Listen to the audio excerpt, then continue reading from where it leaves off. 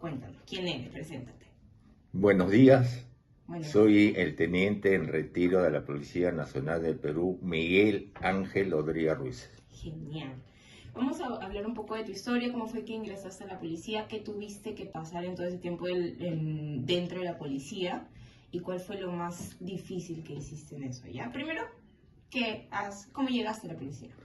Postulé en el año 72, pero no llegué a los exámenes finales porque me eliminaron ¿Por qué te eliminaron? por vista. ¿Eras? Era corto de vista. Ujú. En el segundo año postulé nuevamente y ya con conocimiento de lo que te pedían en los exámenes, me arreglé la dentadura, me curé las amígdalas, me operé y me alisté para hacer un buen examen. Hablé con un pariente, no te voy a decir quién, para que me resolviera el problema de la vista. Fue resuelto el problema de la vista y continué con los exámenes en la segunda vez que postulé. Comencé a pasar todos los exámenes que se venía, físico, médico, de conocimiento, entrevista personal. Y me acuerdo de la entrevista que fue la de personal, que era la última, todo el mundo estaba nervioso. Y me acuerdo muy claramente de las preguntas que me hicieron. ¿Cuáles fueron?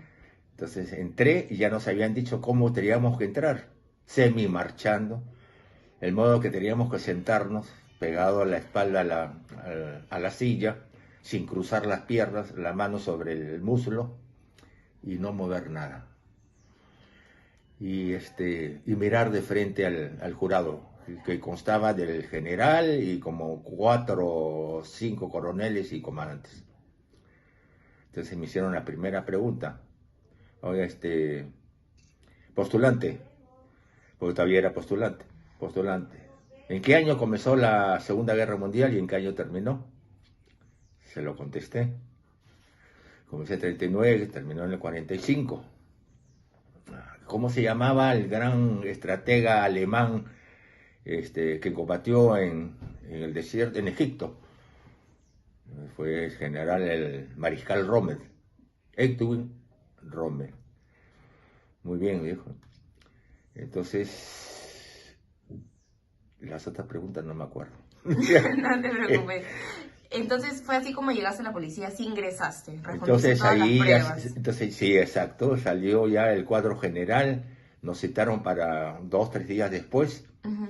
y ya porque los exámenes duraron como cerca de 2 meses. Fueron largos. Fueron largos, pues, y todo el mundo nervioso, porque en cada examen que uno pasaba, te eliminaban.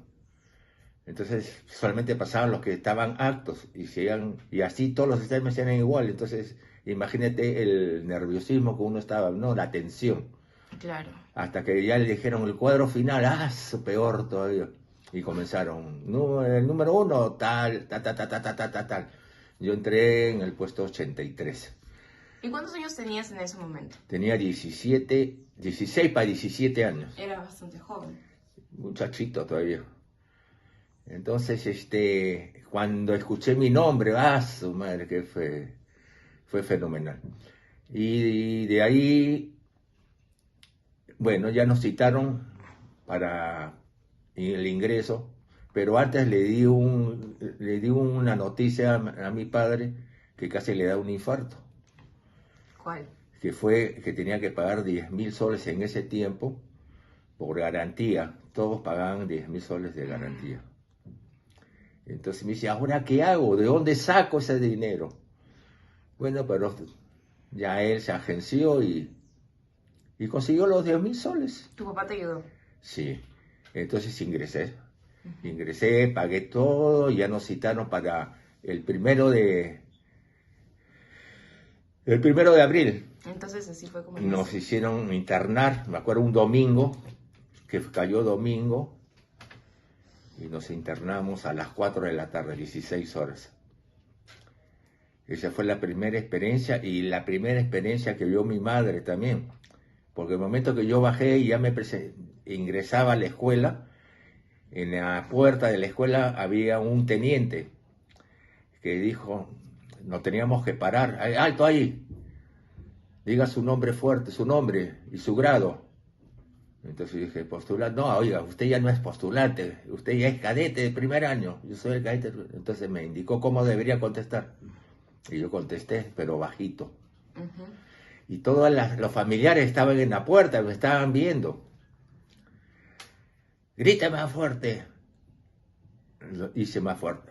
No, más fuerte. No, más fuerte. Todas esas veces me hizo repetir el saludo. O decir mi nombre. Hasta que me mandó a cruzar la pista. Al frente estaba ahí. Y ahí tuve que gritar ya mi nombre, todo. Ya, venga, paso ligero. Yo con mis maletas, todo lo que me habían pedido. Y mi mamá viendo eso. Y entonces mi mamá dijo, si así lo tratan delante de nosotros, ¿cómo lo tratarán adentro en la escuela? Bueno, ingresé y ya nos enseñaron cómo deberíamos doblar, tender la cama, hacer las dobleduras que teníamos que hacer, cómo acomodarle la ropa en los roperos que nos dieron, nos asignaron las camas a cada uno, nos dieron un número, nos dieron un uniforme y X cosas, pues, ¿no? Y nuestra primera masacre, que fue hacer ranas, polichinelas, barra, Te hicieron pagar derecho planchas, de piso. Te hicieron pagar derecho de piso, te hicieron trabajar. Y me hicieron así. Y después ahí, después de estar todos sudados, todos ya a bañarse a la ducha. Ponerse el uniforme, porque lo que nos hicieron al principio fue con el mismo terno que habíamos ingresado. Pero como ya no lo íbamos a usar. Claro. Entonces, Pero eso fue en tu época de cadete, ¿cierto? Sí. ¿Y cómo fue? Porque tú, además de haber pasado a la policía, que me imagino que también hiciste cosas aquí en Lima, pero tú te fuiste en la época de los 80, ¿cierto? ¿En qué época fuiste a Carhuanca? Ya. Bueno, ya salí, hice los 4 años de cadete, salí y me fui a trabajar ya en Lima, me quedé un año, específicamente en el Callao, en La Perla. Trabajé un año, después en Miranaves. Luego me mandaron a Mollendo, Arequipa. Uh-huh. De Arequipa me mandaron como jefe de línea de Caravelí, que es una provincia de Arequipa que es frontera con Parinacocha, con Ayacucho. Después de ahí me mandaron a Moquegua y después de ahí nuevamente regresé a Lima, a comisaría de San Antonio. Luego de ahí me mandaron Radio Patrulla, después he hecho un tránsito y cuando estaba en tránsito en el 85, del 85 me citaron a la región de acá de Lima, indicando, eso fue más o menos como el 20 de diciembre, indicando de que tenía que irme a Ayacucho a prestar servicios. Bueno, pues las órdenes se cumplen sin dudas ni murmuraciones. Claro, pero me imagino que debiste sentir miedo. Miedo, cierto temor, ¿no? Porque ya tenía a mi hija, Débora, había nacido. Y ya había otros oficiales que habían seguido cursos de especialización. Yo en ese tiempo yo no tenía curso de especialización. Yo no era cinchi, no era comando, nada de eso. Y eso les repliqué ahí en la región y me dijeron, pero aquí está de que usted ha seguido un curso de comando. Sí, pero fue un curso que después lo eliminaron. Bueno, entonces se va de todas maneras. Así que me tuve que ir. Llegué, me embarqué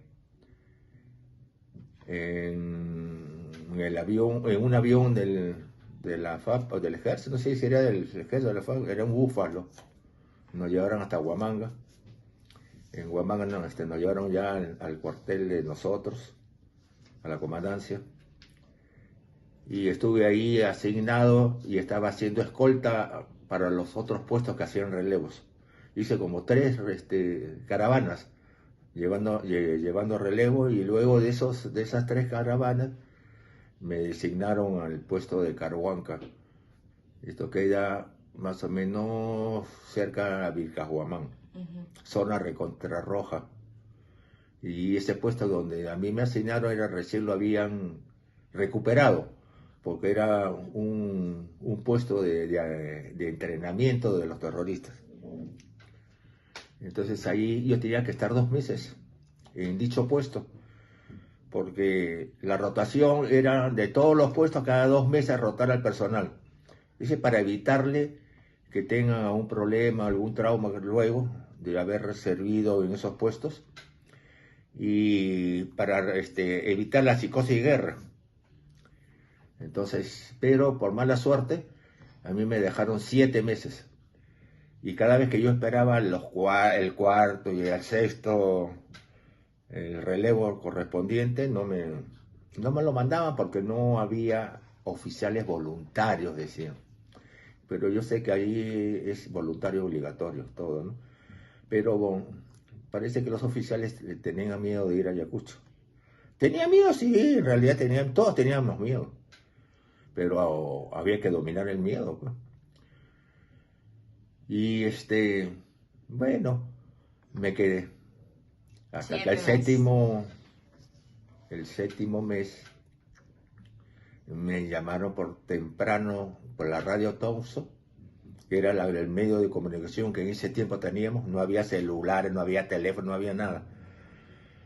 Y me dijeron de que ya iba mi relevo. Se fue la felicidad más grande de mi vida. Y esperando y haciendo el anillo de seguridad que uno siempre hace cuando llegaban los helicópteros, y porque estos tenían miedo, los de la FA tenían miedo de aterrizar ahí, se morían de miedo. Y así que ya organizar el personal para hacer el anillo de seguridad y dejar nuestras cosas en el medio del campo donde iba a aterrizar. Entonces primero venía cuando ya sentimos que venían los helicópteros, vinieron 2 helicópteros, le decíamos cachicachi. Y entonces comienzan a llegar los helicópteros y nosotros ya hacemos el anillo, pues ya teníamos nuestras cosas en el medio del lugar. Entonces se acerca el helicóptero y a una cierta altura botan el equipaje de los que vienen a relevar, y con todo el armamento, el equipaje, y saltan del helicóptero, como lo hicimos nosotros la primera vez. Nos hacen saltar del helicóptero y nuevamente sube, se eleva. Y los que vienen de relevo son los que hacen el anillo de seguridad, y nosotros nos vamos al medio, donde están nuestras cosas, y el avión, el helicóptero, aterriza. Entonces ahí rapidísimo nomás entramos con eran unos tipos de torpedos de nuestro equipaje, botándolo dentro del helicóptero y subiendo rápido, y ahí despega y entonces para Huamanga. El vuelo duraba como